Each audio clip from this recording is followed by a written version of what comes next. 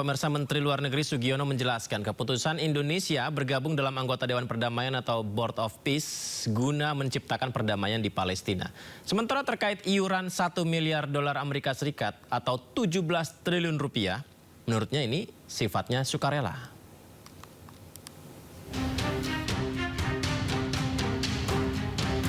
Sebagai bentuk dukungan untuk kemerdekaan Palestina, pemerintah Indonesia resmi bergabung dengan Dewan Perdamaian atau Board of Peace. Menteri Luar Negeri Sugiono mengungkapkan, iuran 1 miliar dolar AS di Board of Peace bukan bentuk membership fee dan tidak ada kewajiban negara-negara anggota untuk membayar dana tersebut. Menlu menyebut, iuran tersebut salah satunya digunakan untuk menyelesaikan masalah di Gaza, Palestina. Presiden memutuskan untuk ikut berpartisipasi. Jadi gini, ini bukan membership fee, tapi kalau kita lihat kronologinya bahwa pembentukan Board of Peace ini merupakan suatu upaya untuk bisa menyelesaikan situasi di Gaza pada khususnya dan Palestina, termasuk upaya rekonstruksi. Terus rekonstruksi ini siapa yang bayar? Kan seperti itu. Uangnya dari mana? Dananya dari mana, kan seperti itu. Oleh karena itu, anggota-anggota yang diundang itu diajak untuk berpartisipasi di situ. Sebelumnya, Presiden Prabowo Subianto menandatangani piagam pembentukan Dewan Perdamaian atau Board of Peace di Davos, Swiss. Selain Indonesia, ada 25 negara lain yang ikut bergabung. Organisasi bentukan Presiden Amerika Serikat Donald Trump ini dibentuk untuk menyelesaikan berbagai konflik global. Tim Liputan iNews melaporkan. 1 miliar dolar atau 17 triliun rupiah, banyak sekali ya, 17 triliun rupiah. Ini jadi tiket bicara. Masuk Dewan Perdamaian katanya demi Gaza, tapi publik bertanya ini misi atau sandiwara. Perdamaian sejati atau kursi berlapis kuasa? Kita bahas lebih dalam bersama dengan narasumber istimewa kita, pengamat Timur Tengah Dina Sulaiman dan juru bicara Amnesty International Indonesia, Hairil Salim. Selamat malam Mbak Dina, Mas Hairil, Assalamualaikum. Waalaikumsalam. Selamat malam Mas Yudi. Terima kasih banyak berkenan berbagi di Sindo Prime. Saya ke Mas Hairil dulu. Mas Hairil, kalau iuran tersebut bukan membership fee dan sukarela, jadi ini iuran apa ya Mas ya? Dan bagaimana pertimbangan negara anggota Board of Peace ini mau iuran atau tidak Mas Hairil sebenarnya? Jadi terima kasih Mas Yudi. Sebenarnya kami juga mempertanyakan pertama ikutnya Indonesia dan kedua adanya komitmen fee untuk membangun kembali Gaza, karena pembangunan kembali Gaza itu kan sebenarnya kalau dalam pakai prinsip logika perang setelah pasca perang itu dibebankan kepada pihak-pihak yang sebenarnya melakukan kerusakan. Dalam hal ini Israel dan tentunya pendukung utamanya yaitu Amerika. Jadi kenapa malah anggota Board of Peace ini yang harus menanggung semua pembiayaan untuk membangun rekonstruksi Gaza itu? Ini yang menjadi pertanyaan pertama. Jadi Indonesia ini kalau dari penjelasan Menlu itu sebenarnya tidak terlalu jelas mengenai hal ini. Dan ingat, ini penggunaan anggaran negara. Harus ada pertanggungjawaban, harus ada transparansi. Apakah ini sudah melalui persetujuan DPR, mengingat jumlahnya yang fantastis dan besar untuk konteks Indonesia. Jadi kami mempertanyakan sebenarnya pertama tujuan Indonesia bergabung dan juga jika nanti dilakukan pembayaran senilai 17 triliun itu apakah ada mekanisme akuntabilitas, apakah ini sudah mendapatkan persetujuan dari parlemen. Kalau menurut hemat kami jika itu hanya diputuskan oleh eksekutif itu merupakan wewenang yang terlalu jauh dari eksekutif untuk memutuskan penggunaan anggaran negara, penggunaan uang pajak dari warga negara Indonesia. Jadi harus ada penjelasan lebih mendetail bagaimana nanti keputusan untuk membayarkan iuran 17 triliun itu diambil. Dan menurut hemat kami harus melalui mekanisme check and balance dari parlemen.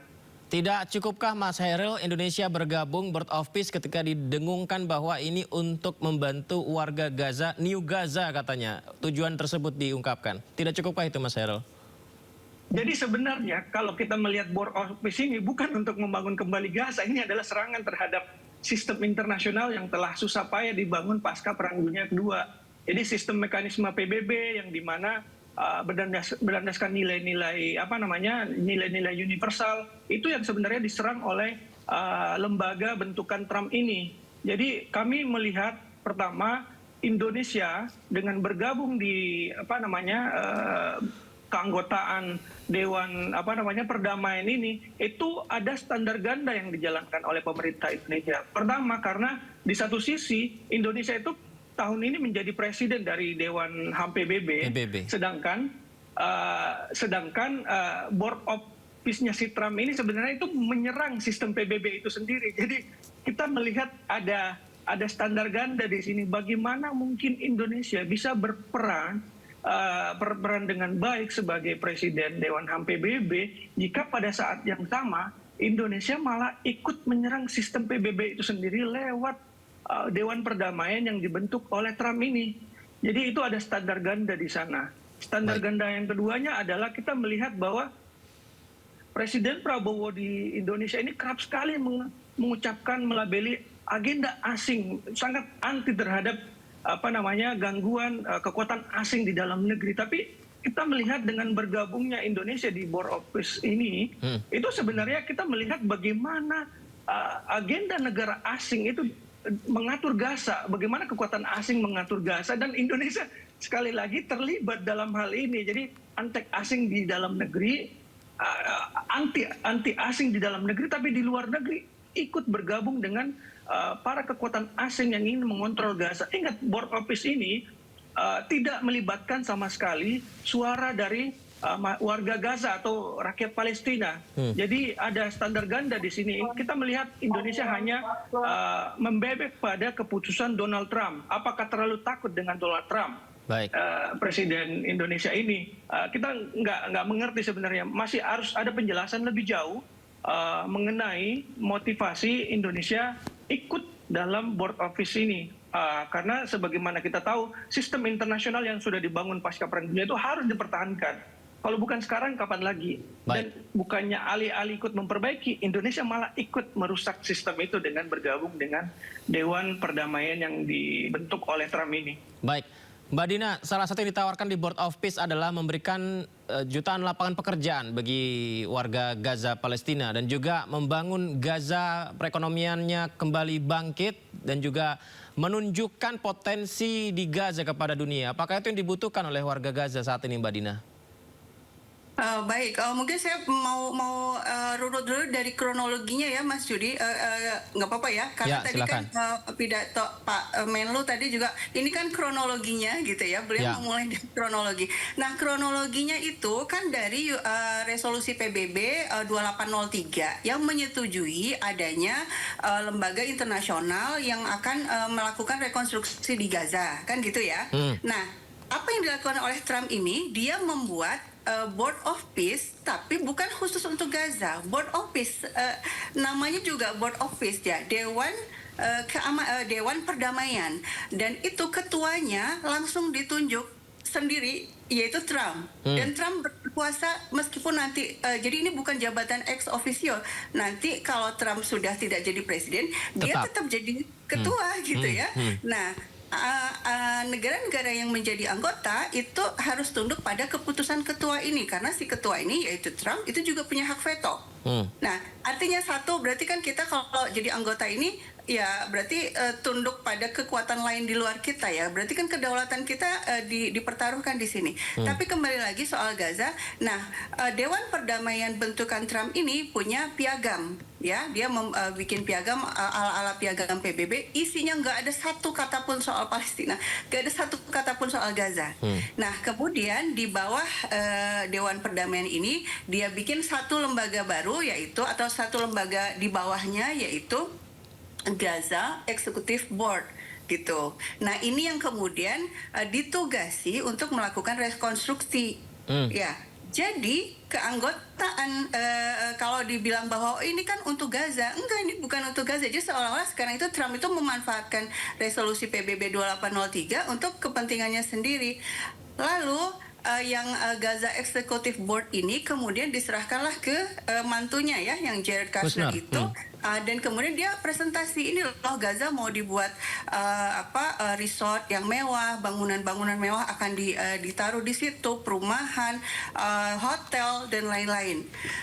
Logika saja, dengan semahal itu pembangunannya, dan yang akan mengawasi pembangunannya itu Yakir Gabay, miliuner Israel, miliuner Israel, pengembang, pengusaha real estate. Dan sejak awal juga Trump ketika bicara soal apa yang mau dilakukan di Gaza, itu juga dia bilang gini, saya ini real estate sejati. Sudah jelas ini proyek pembangunan yang profit kan gitu ya. Nah, orang Gaza, pemilik tanah itu mau ditaruh di mana? Kalau tadi Mas Yudi bilang, oh disuruh, tadi kan ada tawar, ada iming-iming kan nanti jadi pekerja. Ya jadi pekerja, jadi buruh di tanahnya sendiri. Karena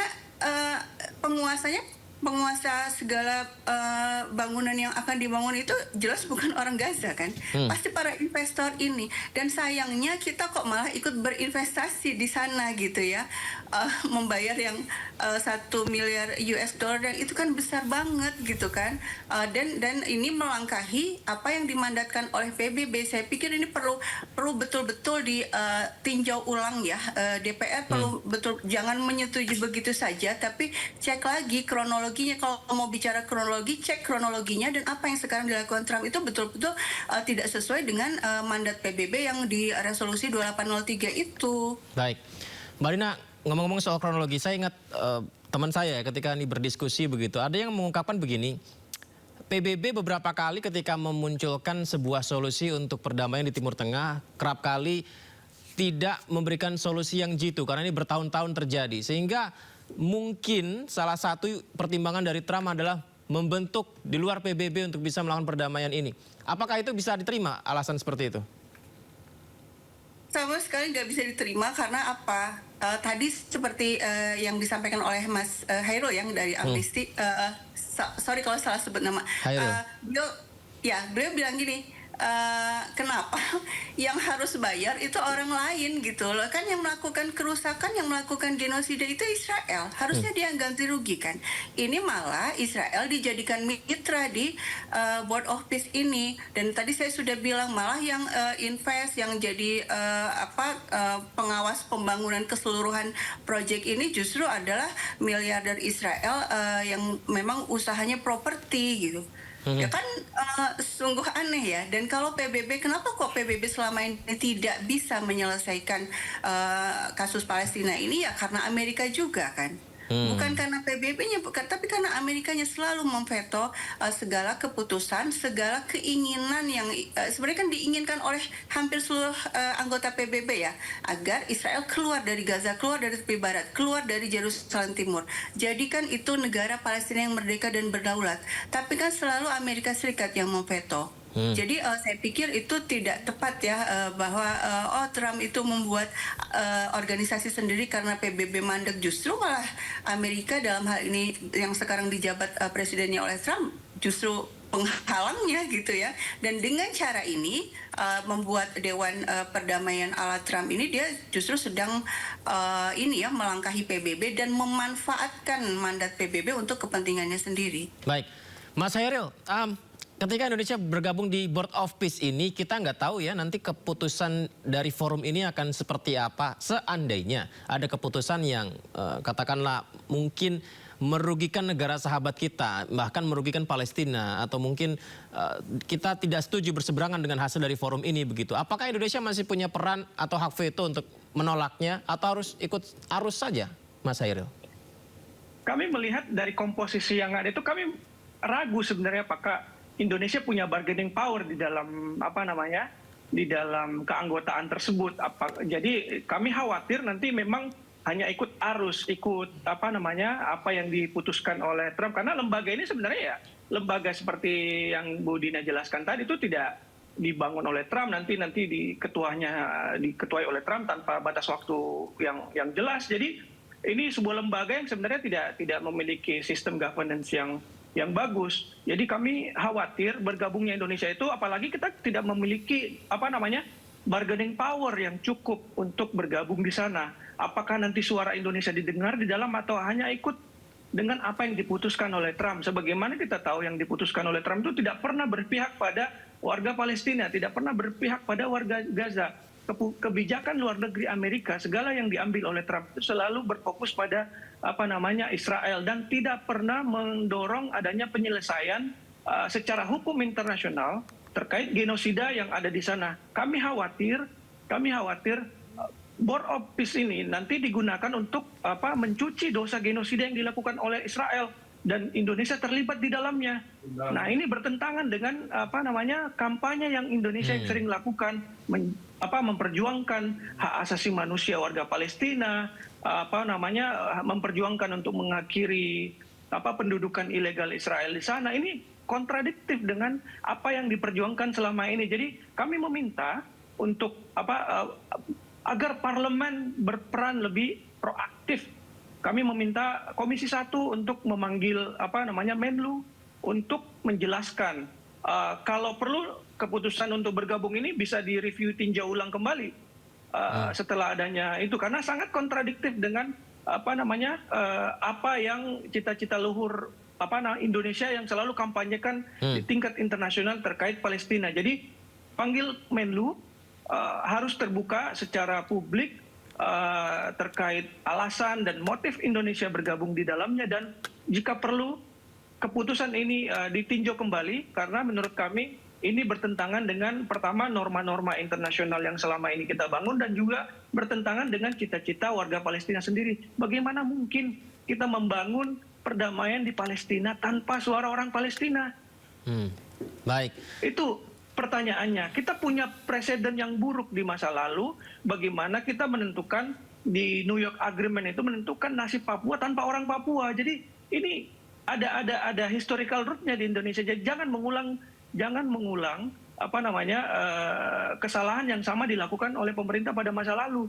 Jadi jika betul Indonesia ingin memperjuangkan perdamaian bagi Palestina, Indonesia harus mendorong lewat forum-forum internasional, bisa lewat PBB, dan mengedepankan suara orang Palestina. Jangan ikut pada agenda yang telah ditetapkan oleh Donald Trump maupun Amerika. Baik, ngomong-ngomong soal tinjau ulang, kemarin saya sempat berdialog Mas Hairul dan Mbak Dina dengan Majelis Ulama Indonesia, dan MUI menilai bergabungnya Indonesia ke dalam Dewan Perdamaian ini membawa banyak mudarat daripada manfaatnya. Kita simak dulu cuplikannya ya, berikut ini ya. Ini sangat merugikan bagi kepentingan apalagi berbicara tentang Palestina gitu.